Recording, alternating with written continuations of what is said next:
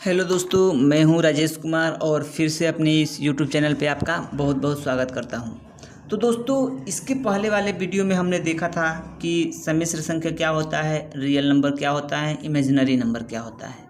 ये तीन चीज़ें हमने देखा था और बताया था कि इमेजिनरी नंबर को जब सॉल्व करना होता है तो उसके लिए आइलर नामक वैज्ञानिक ने एक आयोटा लैटिन जो हमारा सिंबल था उसका यूज़ किया था। आयोटा का जो हमारा सिंबल था उन्होंने आयोटा का यूज़ किया था और इसका मान √में-1 बताया था।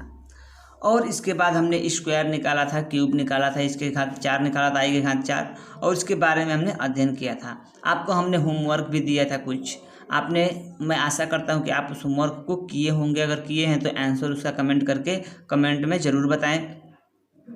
और उसका मान किस प्रकार से निकाला जाता है, आई के पावर चाहे जितना भी मान हो किस प्रकार से निकाला जाता है, ये सारी बातें मैंने आप लोगों को पिछले वीडियो में बताई थी। अब हम इसके आगे बढ़ते हैं। तो इसके आगे हमें पढ़ना है आज संयुग्मी सम्मिश्र संख्या क्या होती है और सम्मिश्र संख्याओं के कुछ गुण होते हैं, गुणधर्म होते हैं। उन गुणधर्म के बारे में हमें जानना है, तभी हम इसके आगे का जो चैप्टर है उसे हम पढ़ पाएंगे। तो चलिए दोस्तों, हमने कल क्या पढ़ा था सम्मिश्र संख्या के बारे में। सम्मिश्र संख्या को हम जेड से रिप्रेजेंट करते हैं और ये जो होता है real number plus imaginary number के मिलने से बनता है। यानी अगर हमारे पास कोई ए कम्प्लेक्स नंबर जेड बराबर ए प्लस आई बी है, ये हमारा एक कम्प्लेक्स नंबर है। इसमें ये बताया था कि इसमें जो ए होता है वो होता है रियल पार्ट और जो आई बी होता है ये होता है इमेजिनरी पार्ट। वो होता है रियल पार्ट और ये होता है इमेजिनरी पार्ट। ये सारी बातें मैंने आपको पिछले वीडियो में बता दी थी। अब इस वीडियो में हम क्या जानने वाले हैं, तो इस वीडियो में जो हमने लिखा है कि संयुग्मी सम्मिश्र संख्या क्या होती है, हम संयुग्मी सम्मिश्र संख्या के बारे में जानने वाले हैं। तो चलिए देखते हैं कि क्या होता है संयुग्मी सम्मिश्र संख्या। इससे पहले दोस्तों, अगर अभी तक आप हमारे चैनल को सब्सक्राइब नहीं किए हैं तो प्लीज़ हमारे इस चैनल को सब्सक्राइब कर लें और इस वीडियो को लाइक ज़रूर करें, क्योंकि आपके लाइक से ही हमें वीडियो बनाने के लिए मोटिवेशन मिलते हैं। तो चलिए दोस्तों देखते हैं कि क्या होता है संयुग्मी सम्मिश्र संख्या। तो अगर हमारे पास कोई कम्प्लेक्स नंबर है, जैसे हमारे पास ये हमने आपको बताया कि Z is equal to A plus iota B, एक हमारे पास ये क्या है कम्प्लेक्स नंबर है। अगर ये हमारे पास कोई कॉम्प्लेक्स नंबर है और इसका हमें संयुग्मी सम्मिश्र संख्या निकालना है, तो संयुग्मी सम्मिश्र संख्या को हम किस चीज़ से रिप्रेजेंट करते हैं, इसको हम रिप्रेजेंट करते हैं जेड बार से। संयुग्मी सम्मिश्र संख्या को हम रिप्रेजेंट करते हैं जेड बार से। तो जब कभी हमें जेड बार निकालना हो किसी भी सम्मिश्र संख्या का, तो हमें कुछ नहीं करना होता है। हमें Z bar is equal to क्या लिखेंगे, Z bar is equal to A, और यहाँ पे प्लस अगर है तो यहाँ पे हम माइनस लिख देंगे और माइनस है तो प्लस लिख देंगे। यानी संयुग्मी सम्मिश्र संख्या का मतलब क्या होता है कि दिए हुए सम्मिश्र संख्या के सिंबल को, यानी वो प्लस है कि माइनस है, उसको केवल चेंज कर देना।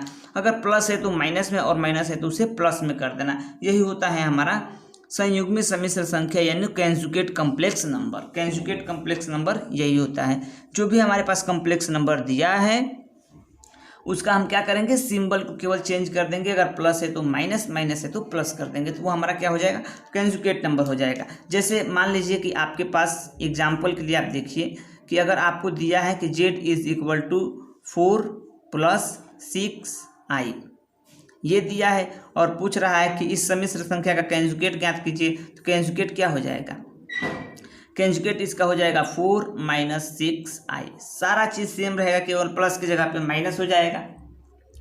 अगर मैं आपसे पूछूं कि एक क्वेश्चन और दिया, ये पहला एग्जाम्पल था, ये दूसरा एग्जाम्पल। अगर मैं आपसे ये कहूं कि कहीं पे दिया है कि 8i, इसका कंजुगेट नंबर क्या होगा, तो आप कहेंगे सर इसमें तो केवल आई ही है, इसके पहले रियल नंबर नहीं है। तो आप अपने मन से मान लीजिए ना कि रियल नंबर हमारा है। रियल नंबर क्या है, 0 है, और यहाँ पे क्या है 8i है। 0 + 8i है। तो जब इसको आपको चेंज करना है, इसका जब जेड बार फाइंड करना होगा, तो आप क्या करेंगे, आप इसको -8i केवल लिख देंगे और 0 तो 0 रहेगा, पहले 0 को हटा देंगे। तो इस प्रकार से हम किसी भी संख्या का कंजुगेट, किसी भी कॉम्प्लेक्स नंबर का हम कंजुगेट ज्ञात करेंगे। तो ये था कंजुगेट नंबर कि कंजुगेट नंबर को हम किस प्रकार से फाइंड करेंगे। इसके अलावा मान लीजिए कि अगर आपके पास ये दे देता है कि 5 + 6i² + 8i, इसका आप एक सम्मिश्र संख्या दे दिया है और ये बोला है कि इसका हमें कंजुगेट ज्ञात कीजिए। तो सर आप कहेंगे कि सर ये तो सम्मिश्र संख्या है ही नहीं, a + ib के फॉर्म में नहीं है। क्यों नहीं है? आप देखिए यहाँ पे i² है ना, तो आप इसको 5 लिखेंगे और i² का मान क्या होता है? -1 होता है। जब यहाँ पे आप -1 जब यहाँ पे लिखेंगे तो ये कितना हो जाएगा? -6 हो जाएगा। अब +8i हो जाएगा। अब यहाँ पे देखेंगे तो ये कितना हो गया? -1 हो गया प्लस ये हो जाएगा 8i। अब आप बताइए कि ये कम्प्लेक्स नंबर है कि नहीं है। तो आप कहेंगे कि सर कम्प्लेक्स नंबर है। तो z बार जब निकालना होगा तो आप क्या करेंगे? जहाँ पे रियल नंबर और कम्प्लेक्स नंबर का जहाँ पे ऐड किया गया है, केवल आपको वही वाला चिन्ह चेंज करना, और कोई चिन्ह नहीं चेंज करना है। जो यहाँ पे है आई के पहले वाला चिन्ह जो है उसी को केवल चेंज कर दें। यहाँ पे प्लस है तो आप क्या करेंगे? माइनस कर देंगे। तो ये इसका कंजुगेट निकल जाएगा। तो ये था हमारा किसी भी संख्या का संयुग्मी सम्मिश्र संख्या, जो अगर कंजुगेट नंबर किस प्रकार से ज्ञात करेंगे। अब हम इसके आगे बढ़ते हैं और अगले टॉपिक पे चलते हैं। तो अगला टॉपिक जो होता है वो होता है हमारा कि सम्मिश्र संख्या के गुण कौन कौन से होते हैं। अब हमें सम्मिश्र संख्या का गुण पढ़ना है कि इसका गुण क्या क्या होता है। तो सबसे पहले आप ये समझिए गुण के अंदर कि शून्य सम्मिश्र संख्या क्या होती है। क्या समझेंगे कि शून्य सम्मिश्र संख्या क्या होती है? तो शून्य सम्मिश्र संख्या वह सम्मिश्र संख्या होती है जिसका रियल पार्ट भी क्या हो? 0 हो और इमेजिनरी पार्ट भी क्या हो? 0 हो। शून्य सम्मिश्र संख्या वह होती है क्या चीज? शून्य जेड, यानी शून्य सम्मिश्र संख्या। जेड का मतलब कम्प्लेक्स नंबर होता है। तो शून्य सम्मिश्र संख्या क्या होती है? जिसका रियल पार्ट भी 0 हो और इमेजिनरी पार्ट भी 0 हो, वो कहलाता है हमारा शून्य सम्मिश्र संख्या। तो ये इसका पहला गुण है। और दूसरा गुण इसका क्या है? दूसरा गुण ये कहता है कि अगर कोई रियल नंबर शून्य सम्मिश्र संख्या के बराबर है, जैसे मान लीजिए कि एक हमारा ये जेड है, a + ib है, और ये किसके बराबर है? ये कह रहा है कि ये जो बराबर है वो शून्य सम्मिश्र संख्या के बराबर है, यानी शून्य सम्मिश्र संख्या के ये बराबर है। तो पूछेगा कि a और b का मान कितना होगा। तो आप क्या करेंगे? इसको बराबर ऐसे a + ib = किसके बराबर है? शून्य के बराबर है। शून्य का मतलब क्या होता है? 0 + 0i। शून्य सम्मिश्र संख्या का मतलब ये होता है 0 + 0i। इसके बराबर है। तो a और b का मान क्या करेंगे? आप रियल पार्ट को रियल पार्ट से कंपेयर करेंगे, इमेजिनरी पार्ट को इमेजिनरी पार्ट से। तो आप कहेंगे a बराबर भी 0 हो जाएगा और b बराबर भी 0 हो जाएगा। तो इसका पहला गुण यही है कि a बराबर भी 0 होगा, b बराबर भी 0 होगा। यानी कोई भी कॉम्प्लेक्स नंबर अगर शून्य सम्मिश्र संख्या के बराबर होता है तो उसका रियल पार्ट और इमेजिनरी पार्ट दोनों क्या होता है? शून्य होता है। और इसका दूसरा क्या होता है? चलिए दूसरा गुण देखते हैं कि इसका दूसरा गुण क्या होता है। तीसरा गुण, 2 गुण हमने देख लिया। एक शून्य देखा, शून्य सम्मिश्र संख्या क्या होती है, और इसका पहला गुण देखा कि अगर कोई कम्प्लेक्स नंबर शून्य कम्प्लेक्स नंबर के बराबर हैं तो उसका इमेजिनरी पार्ट और रियल पार्ट क्या होता है? आपस में अलग अलग बराबर होता है। अब हम तीसरा देखते हैं कि अगर कोई कॉम्प्लेक्स नंबर है, जैसे हमारा ये Z1 है, मैंने 2 कॉम्प्लेक्स नंबर है और दोनों आपस में बराबर है। जैसे Z1 हमने ले लिया a + 𝛼b और Z2 हमने ले लिया 4 + 2y। हमने क्या ले लिया? 4 + 2y। और ये कह रहा है कि Z1 और Z2 क्या है? आपस में दोनों बराबर हैं। तो पूछ रहा है कि a और b का मान क्या होगा।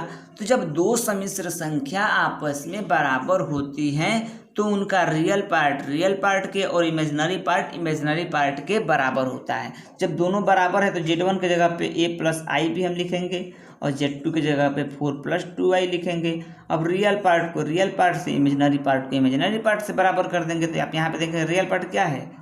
a बराबर 4 हो जाएगा और इमेजिनरी पार्ट क्या है? ib बराबर है 2i। तो i से i आपका कैंसिल हो जाएगा, b बराबर कितना हो जाएगा? 2 हो जाएगा। तो इस प्रकार से ये हमारा दूसरा गुण है। ये क्या है, हमारा दूसरा गुण है। अब इसका तीसरा गुण ये हो, चौथा गुण हम देखते हैं, ये हमारा तीसरा गुण था। अब इसका हम चौथा गुण देखते हैं क्या होता है। अब देखिए चौथे गुण में ये कह रहा है कि अगर दो कॉम्प्लेक्स नंबर का, अगर दो कॉम्प्लेक्स संख्या आपको दिया है, दो सम्मिश्र संख्या आपको दिया है और उसका योग और अंतर करना है। क्या करना है, योग करना है और उसका अंतर करना है। योग भी करना है और अंतर भी करना है। तो आप क्या करेंगे, जब योग और अंतर करना होगा तो रियल पार्ट को रियल पार्ट से जोड़ेंगे और इमेजिनरी पार्ट को इमेजिनरी पार्ट से। और जो हमारा दूसरा होगा, अंतर उसका करना होगा तो रियल पार्ट को रियल पार्ट से घटाएंगे और इमेजिनरी पार्ट को इमेजिनरी पार्ट से घटाएंगे। जैसे देखते हैं, Z1 दिया है 9 + i और Z2 दिया है 8 + i। यहाँ पे 2i ले लेते हैं। यहाँ Z1 दिया है 9 + 2i और Z2 दिया है 8 + i। अब हमें क्या करना है, हमें करना है Z1 + Z2। तो हम लिख लेंगे Z1 + Z2, यानी दोनों कॉम्प्लेक्स नंबर का हमें योग करना है। तो Z1 की जगह पे क्या लिखेंगे, ये लिखेंगे 9 + 2i और Z2 की जगह पे क्या लिखेंगे 8 + i।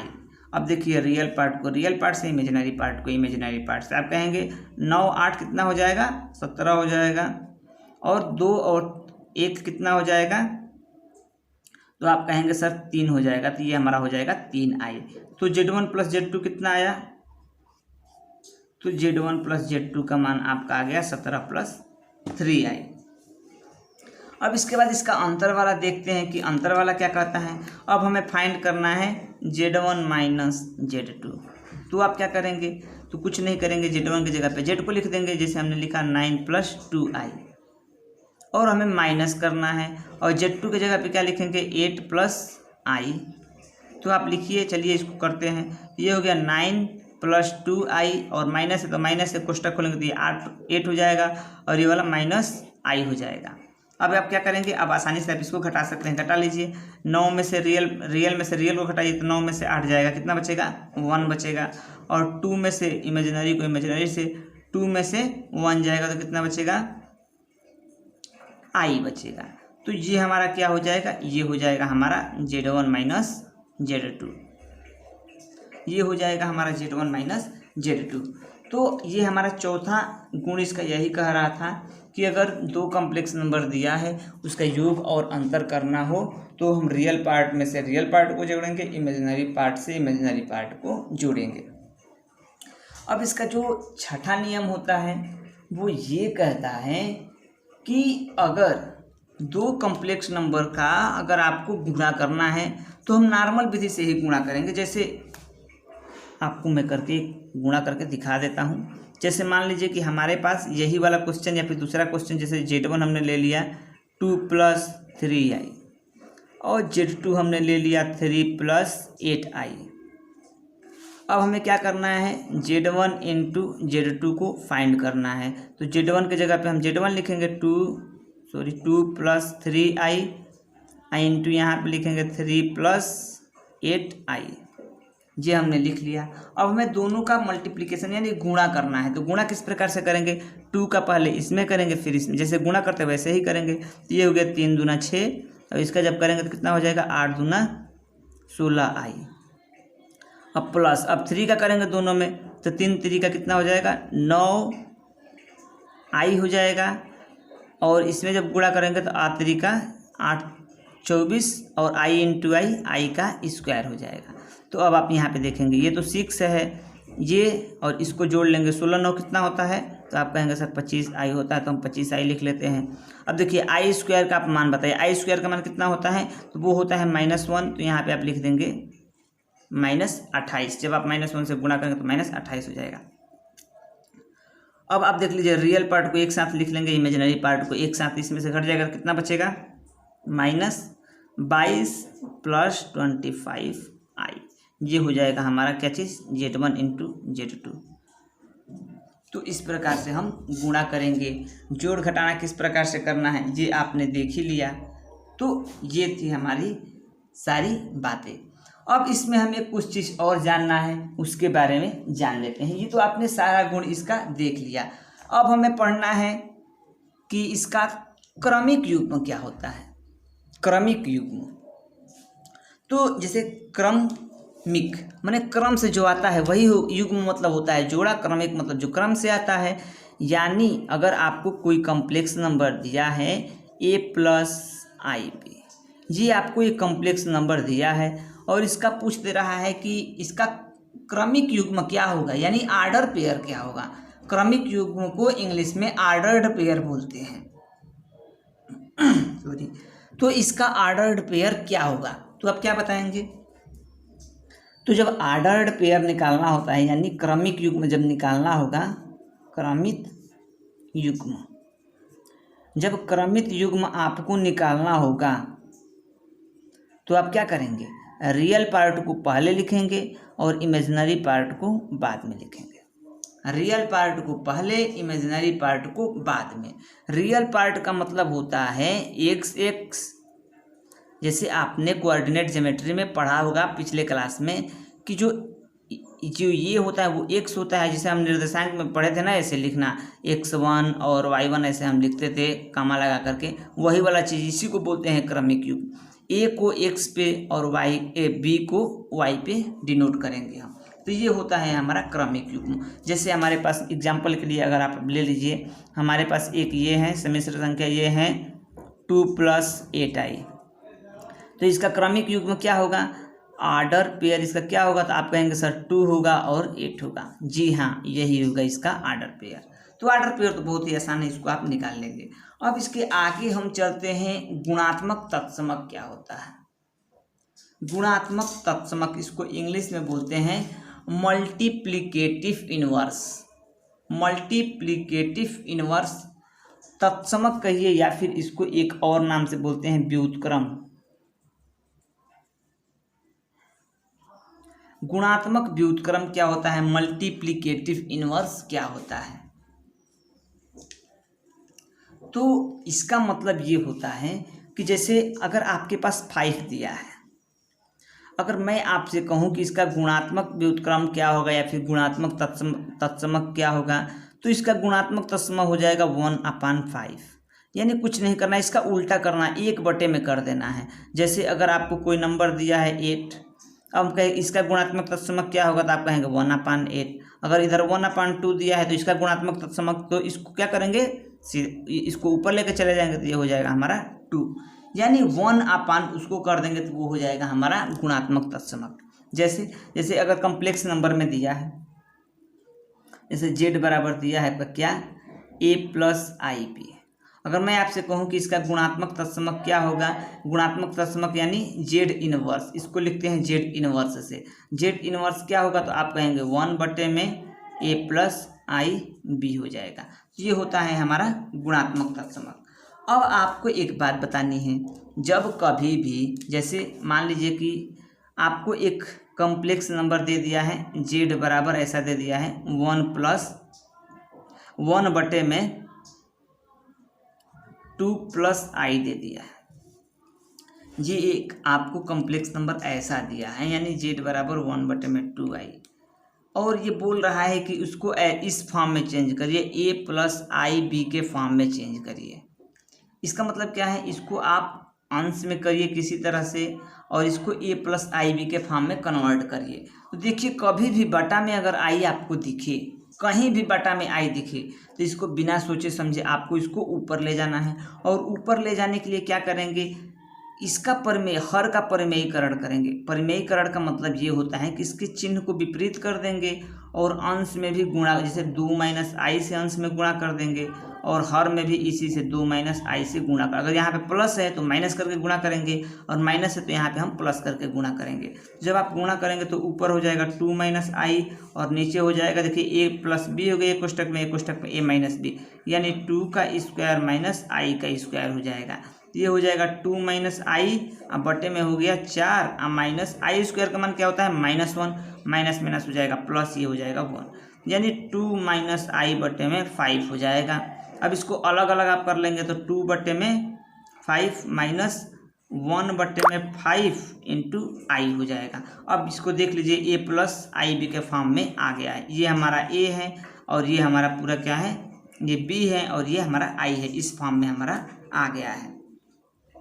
तो जब भी आपको क्वेश्चन ऐसा देगा तो सबसे पहले आप उसको किस फॉर्म में कन्वर्ट करेंगे, ए प्लस आई बी के फॉर्म में कन्वर्ट करेंगे।